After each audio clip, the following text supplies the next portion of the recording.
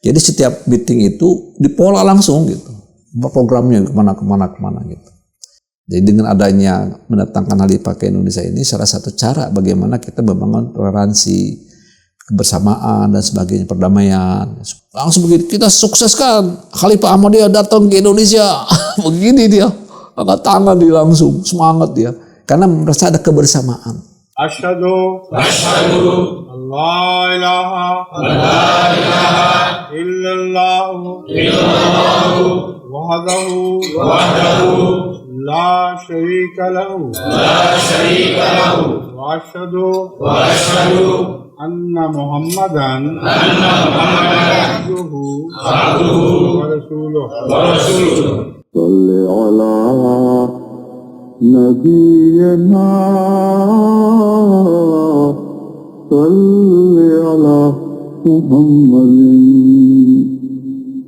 salli ala Sayyidina salli ala Muhammadin.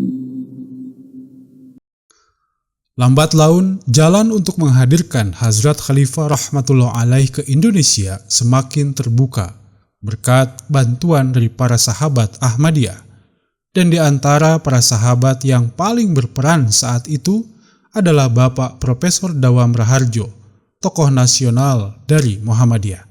Ketemulah Pak Dawam di Jakarta. Saya kasih buku dulu itu, kemudian Timur Tengah. Saya kasih itu, beliau tertarik dengan itu. Pendekatan Pak Dawam, akhirnya saya bicara dengan kami, tim bicara dengan Pak Dawam, ingin mendatangkan huzur ke Indonesia.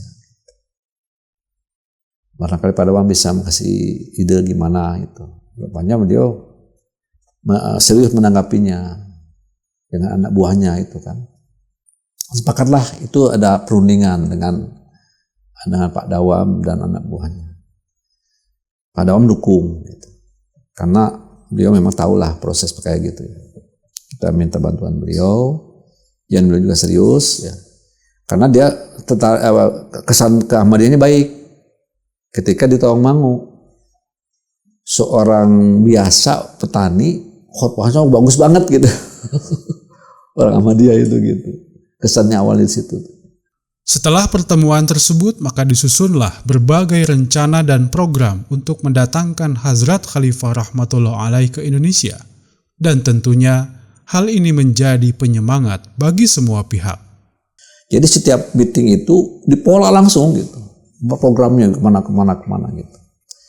Nah, sebelum itu terjadi kita kan ada rundingan dulu dengan timnya Pak Dawam di Sumber Alam, Pak Ukun.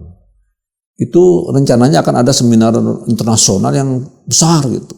Tapi saya lihat ini dananya besar sekali kalau macam gitu kan. Nggak mungkin juga nih kita sanggup. Akhirnya kita terus berunding, belum ada pastian. Terakhir yang jadi goalnya itu adalah ketika kita ngadakan meetingnya itu di Megamendung, di tempatnya Pak Oyum itu. Nah, anak buah Pak Dawam hadir semua, termasuk Pak Mariman, Dr. Mas Mariman itu yang menentukan jadwal kerja Pak Dawam. Pas habis sholat subuh mereka ikut sholat subuh. Nah, setelah sholat subuh saya ada kasih ini tausiah atau deras subuh. Saya mau memaparkan mengenai program Dajjal untuk menghancurkan Islam. Yang penjelasan hujur di Singapura itu saya sampaikan intinya. Semangatlah Pak itu, Pak Mariman. Langsung begitu kita sukseskan Khalifah Ahmadiyah datang ke Indonesia. Begini dia, angkat tangan dia langsung, semangat dia. Karena merasa ada kebersamaan, kepentingan bersama bagaimana supaya kita bersama-sama membendung pengaruh Dajjal di Indonesia. Itu sebetulnya. Jadi dengan adanya mendatangkan Khalifah ke Indonesia ini salah satu cara bagaimana kita membangun toleransi, kebersamaan dan sebagainya, perdamaian, supaya yang bikin kacau di Indonesia itu kan tertangkal. Itu jadi semangat beliau. Nah disitulah menyusun mereka rapat terus, sepakatlah harus datang gimana caranya. Nah akhirnya dikomunikasikan dengan kegiatan di Jogja. seminar-seminar dipadukan. Kebetulan Pak Dawam itu temannya itu rektornya, teman Pak Dawam. Juga Pak Lamari temannya. Nah, Pak Lamari ini dilibatkan. Orang ahli hukum juga beliau kan.